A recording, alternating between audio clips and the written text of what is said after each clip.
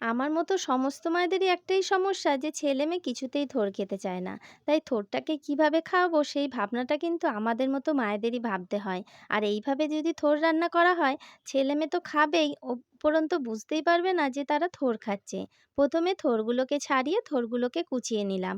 থোড়ের আঁশ থাকে, সেই আঁশগুলো কিন্তু ফেলে দিতে হবে।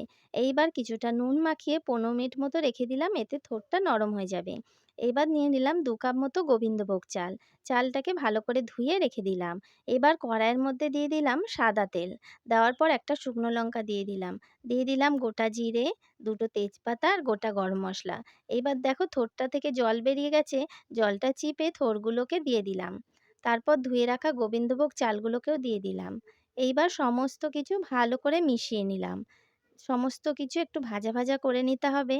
এবার দিয়ে দিতে হবে পরিমাণ মতো নুন, পরিমাণ মতো হলুদ, এবার কাজু কিশমিশ আর কয়েকটা কাঁচা লঙ্কা দেওয়ার পর ভালো করে মিশিয়ে ভাজা ভাজা করে নিতে হবে।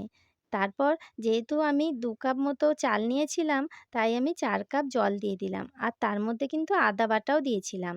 এবার সমস্ত কিছু ভালো করে মিশিয়ে রেখে দিলাম। এবার গ্যাসের আগুন লো রেখে ঢেকে দিলাম। ১০ মিনিট পর ঢাকনা সরিয়ে দেখলাম চালগুলো সমস্ত তৈরি হয়ে গেছে। এবার উপর দিয়ে চিনি, ঘি আর গরম মশলা ছড়িয়ে ভালো করে মিশিয়ে নামিয়ে নিলাম। তৈরি হয়ে গেল থোড়ের পোলাও।